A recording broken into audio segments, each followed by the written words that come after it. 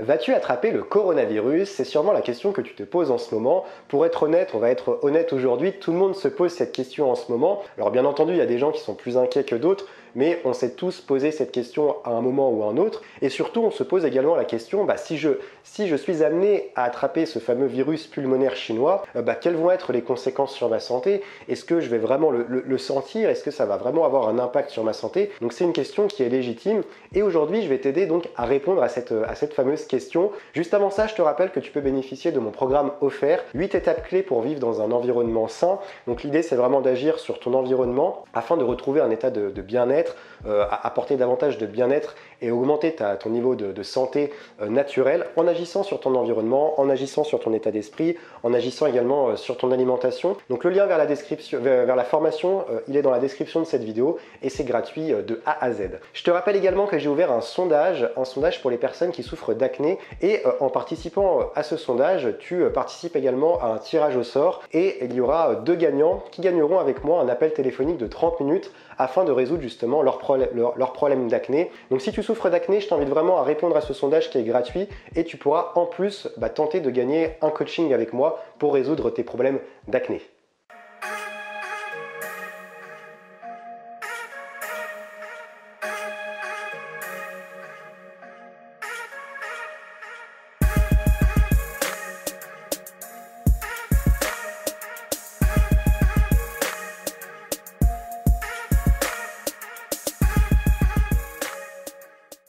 Jusqu'à présent, les explications concernant le coronavirus sont assez floues puisque c'est un virus qui est assez nouveau, bien qu'il existe des souches proches du coronavirus qui existent déjà. Donc c'est un virus que l'on connaît un petit peu, mais il y a des nouveautés qui s'ajoutent à cela. Donc en gros, le coronavirus est une infection pulmonaire dont les symptômes peuvent aller d'un simple rhume à une infection pulmonaire un peu plus grave. Tu peux donc souffrir de complications respiratoires importantes, d'un état de fièvre également important. Ça peut même aller jusqu'à des pertes de connaissance, des vertiges et des pertes de connaissance dans les cas les plus graves. Et au niveau donc de la transmission de ce virus, on est sur une transmission qui se fait principalement par voie orale. Donc à part si quelqu'un éternue proche de toi ou t'éternue en plein visage, il y a peu de risques justement d'attraper le virus. Donc c'est la raison pour laquelle le virus se propage davantage dans les lieux où les personnes sont confinées, donc que ça soit par exemple dans des églises, dans des mosquées, que ça soit dans des événements sportifs, que ça soit dans des lieux publics également, dans les transports en commun. Ce sont des lieux justement où le virus a plus de chances de se propager. C'est plus compliqué d'attraper le virus en se promenant comme ça dans la rue, en touchant des barres de métro, puisque le virus ne reste pas très longtemps justement sur les surfaces et comme je te le dis, il se propage davantage par voie orale. Depuis le début de l'épidémie, on entend dire que ce sont les personnes les plus fragiles, les plus exposées et qui ont le plus de risques de succomber finalement au coronavirus. Alors c'est en partie vrai, puisque les chiffres viennent confirmer justement ces affirmations. On voit que le taux de mortalité chez les moins de 40 ans, il est de 0,2%. En revanche, lorsqu'on passe aux personnes qui ont plus de 60 ans, là on est sur un taux de mortalité qui est de 3,6%. Et chez les personnes qui ont plus de 70 ans, on atteint un taux de mortalité de 8% parmi les personnes qui sont atteintes du coronavirus. Donc on voit que l'âge a quand même une importance, mais ce qu'il faut vraiment avoir en tête, c'est que l'âge n'est pas forcément lié à la fragilité d'une personne. Et je pense que tu connais justement dans ton entourage des personnes âgées qui ont 80, 90 ans et qui sont en pleine santé, qui ne tombent quasiment jamais malades, parce que ce sont finalement des personnes qui ont un système immunitaire qui tourne bien, qui est en forme et qui arrive à éliminer facilement les virus et les bactéries pathogènes qui peuvent justement venir attaquer leur système immunitaire. Donc ce qu'il faut avoir vraiment en tête, c'est que l'âge, l'endroit où tu te trouves sur cette planète, voilà, n'est pas forcément en fait relié à ta vulnérabilité par rapport au coronavirus. En revanche, si ton système immunitaire est vraiment affaibli, là tu es vraiment exposé et là tu risques plus facilement d'attraper le coronavirus et d'avoir des complications. Tu l'as donc compris dans cette vidéo, je vais donc te donner quelques astuces justement pour renforcer ton système immunitaire et ça va donc s'appliquer au coronavirus, mais également aux autres maladies et virus que l'on connaît plus, comme la grippe, comme le rhume, ou d'autres maladies, que ce soit pulmonaires ou autres. Alors dans un premier temps, mon conseil pour renforcer ton système immunitaire, ça va être de t'entourer de produits naturels, et ça j'en parle justement dans ma formation sur l'environnement, 8 étapes clés pour vivre dans un environnement sain. Je te rappelle que c'est ma formation gratuite, c'est une formation sur 8 jours, tu as un email par jour, et ça te permet justement d'agir sur ton environnement pour avoir un environnement beaucoup plus sain et pour justement améliorer ton état de santé. Donc le lien vers la formation gratuite est disponible dans la description de cette vidéo. Donc s'entourer de produits naturels, ça va être notamment relié à deux choses, les cosmétiques que tu vas utiliser et bien entendu les produits ménagers que tu vas utiliser, puisque ce sont les deux principales sources de pollution que l'on va retrouver finalement dans nos foyers. Au niveau des produits ménagers, il faut vraiment faire attention aux produits ménagers conventionnels,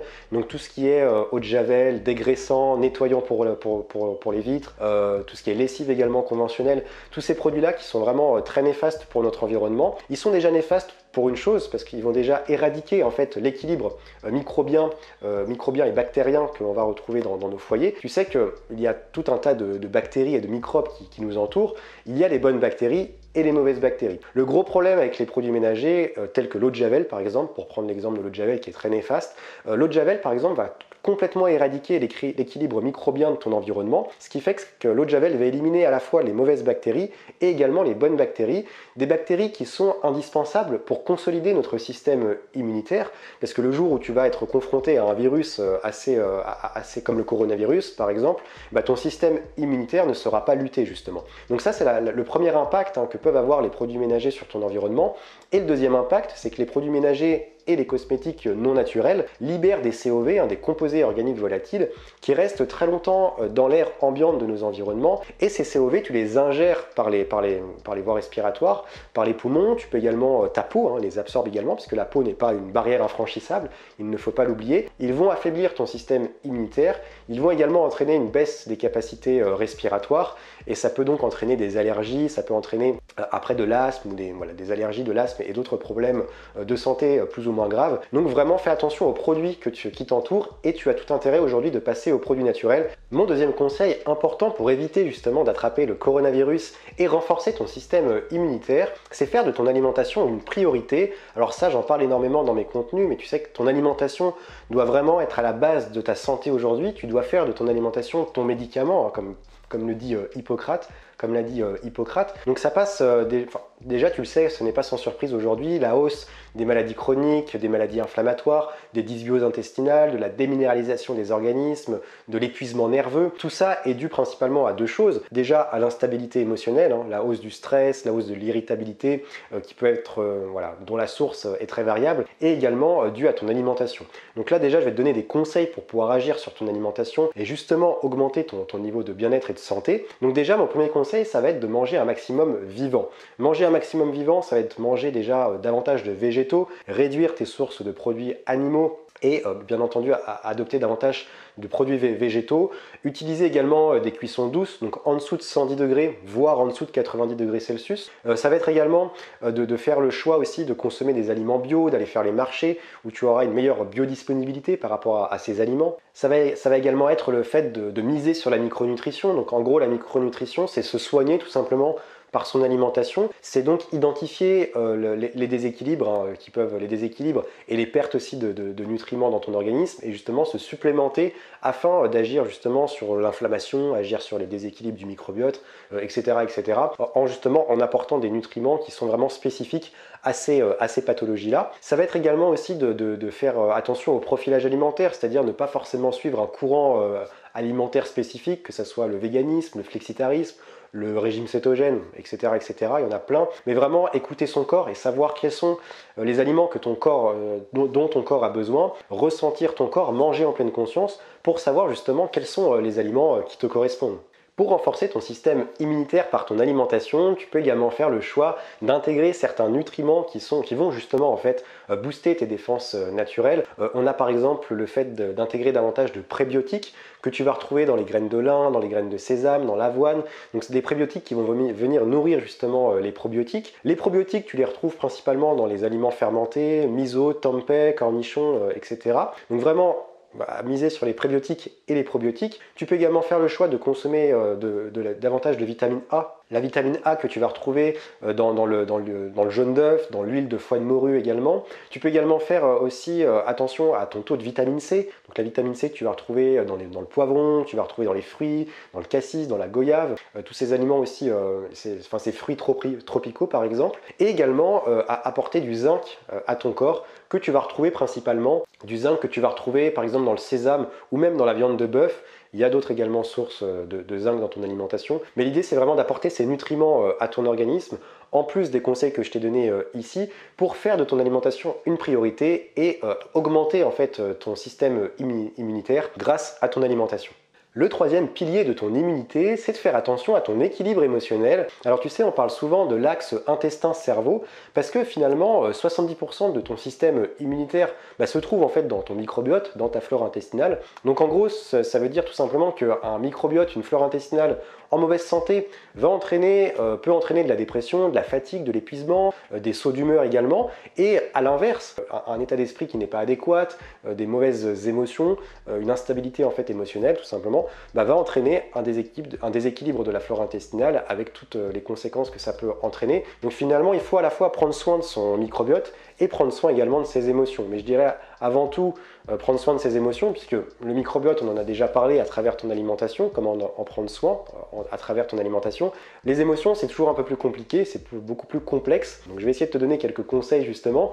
Déjà, mon premier conseil, ça va être d'éviter de regarder sans arrêt les médias, à part si tu as un métier qui est vraiment relié à ça et que tu as besoin d'être informé régulièrement. Mais je te conseille quand même de réduire tes sources d'informations, de sélectionner justement tes sources d'informations et éviter cette surinformation constante qui peut vraiment agir sur ton moral. Mon deuxième conseil, ça va être de t'adonner également à la méditation d'ancrage. Alors tu peux me dire dans les commentaires si tu es intéressé par ça, je te donnerai des liens de personnes et d'énergéticiens et d'énergéticiennes qui peuvent t'accompagner pour des méditations d'ancrage. Et l'idée, c'est vraiment d'arriver à s'ancrer un maximum aux énergies terrestres pour éviter justement d'être une éponge émotionnelle et de capter toutes les émotions des personnes qui s'entourent autour de nous. Et c'est d'autant plus valable pour les personnes hypersensibles. Un autre conseil également très important, c'est pas toujours facile, surtout dans la société française, c'est d'éviter de s'adonner aux critiques, aux bruits de couloir, éviter de critiquer les gens dans leur dos, etc.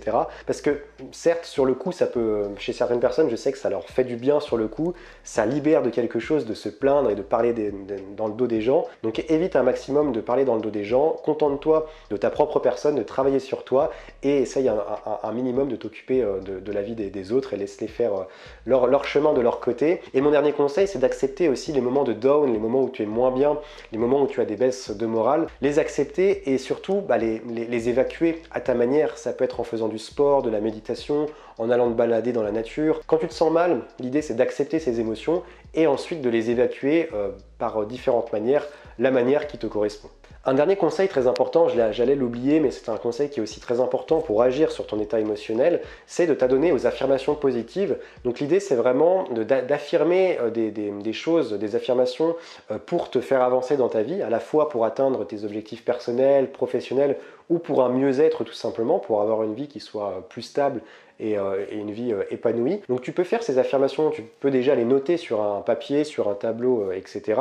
Et ces affirmations positives, tu peux te les répéter le matin, par exemple en faisant ta routine de soins, dans la douche, ou même le soir, lorsque tu es dans ton lit avant de te coucher, tu peux te répéter ces affirmations positives qui vont justement agir sur ton subconscient et qui vont te permettre d'insérer en fait dans ton cerveau de la positivité, des affirmations positives qui vont rester en fait dans ton subconscient et qui vont participer à un bon équilibre émotionnel.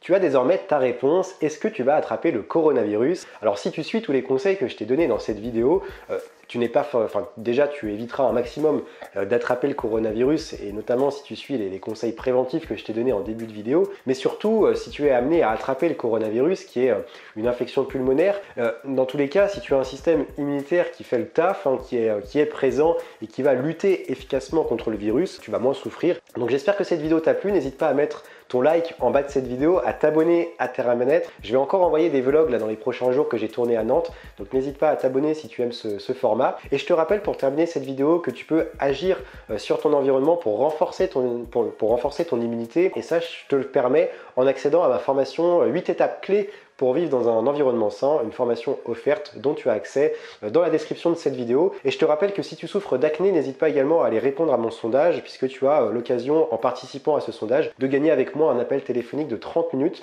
durant lequel je pourrais te coacher et te donner une méthode justement pour venir à bout de ton acné. Je te souhaite une belle journée, prends soin de toi et comme d'habitude, reste vert.